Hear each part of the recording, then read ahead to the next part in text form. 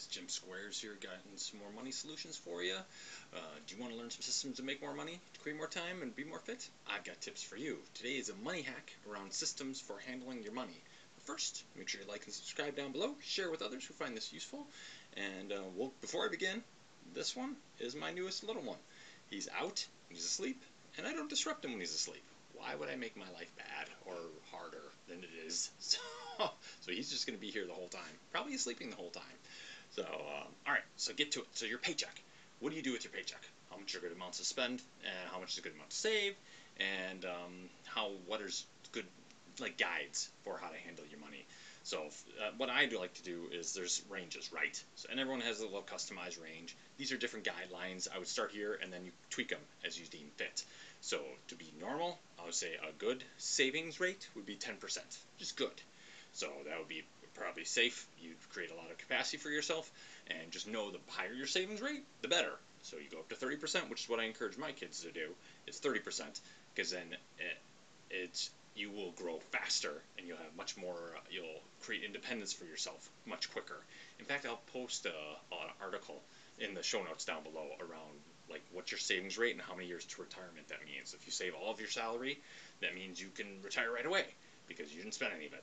But that you'll see what I mean by that. So, but check it out. Check it out. It's definitely a good read. But I would recommend 30%, and know that if you're just starting, or if you have children who are starting, start them high. So start going, hey, you should save 30%, because they'll ratchet back, and even if they ratchet back to 25, it's much closer to 30 than if they start at 10 and then they ratchet that back down to 5. So that's my biggest tip right now for what I would recommend, highly recommend, is start a savings rate high, and they'll get used to just putting that money away, and then show them how it grows, and invest in companies, because I have another video on that one, so check that one out. Go dig around in my money hit tips, and then so that would be 10% for your house. That would be another one where people have, how much you spend on your home, including your taxes, your real estate, your property, your mortgage, all that stuff. They figure about 10% of your salary will be going towards your house and supporting that. Ideally less, but the homes have been decent in returns, but you're going to be way better off in companies or buying like real estate, apartments, things like that. You'll be way better off. You'll be way farther ahead. I happen to live in a place where the cost of living is very low, so I got a house that was relatively cost effective, and I saved it. So now I'm just plowing that all into savings, which is creating more capacity and security for our family. So I highly recommend going for a cost-effective house. So that'll save you oodles. Then 10% for giving. So that's another one. That's just a great thing. You can give it to however you want. If you're religious, awesome. If you're not, hopefully you have something else that you want to give to. Like I think the newest thing I read about was the kidnapping of people, like modern slavery. So it's nasty stuff. But so we were thinking about throwing some more money at that problem, trying to address that problem.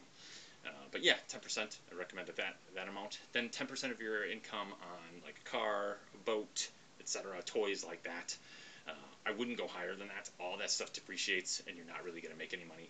The only one I've known to make money on that kind of stuff was Graham Stephan, and he doesn't drive his car much, and he buys these like really exotic, expensive cars, and he just kind of sits there.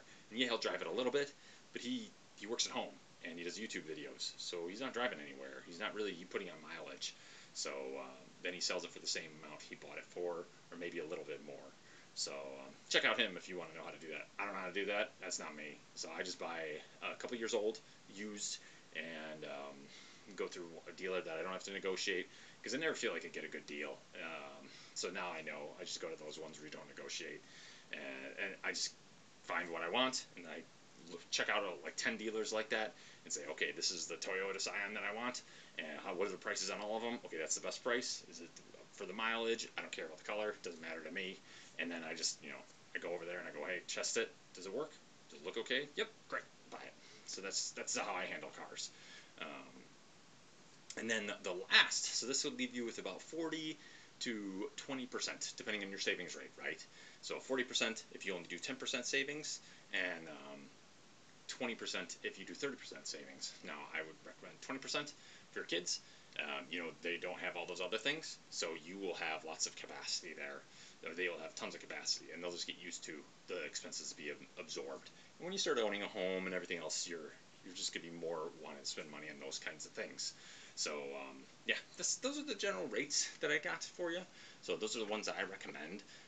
And then try to keep your expenses as low as possible, especially subscriptions and things like that. Lawn service, as good as it is, I love it because I used to have it, and it was like $100 a year, and I canceled it because it was like I looked around and none of my neighbors did it. It was like, why am I doing this? Because then they're just all their weeds are coming back. It's coming back in my yard. So now I just let it go, and I know I'm not drinking poison. So I have a well, so that's where I could be getting poison. I don't have city water like you fancy people. So that's me. That's what I got. So to continue learning, I recommend checking out my video on how Google Voice and TracFone are the best phone plans around, and keep growing together. You have other tips or other ideas on these percentages or enhancements? Throw them in the notes. I'd be interested to hear what you guys say, what you think are good percentages. So share this with others, and we'll be talking later.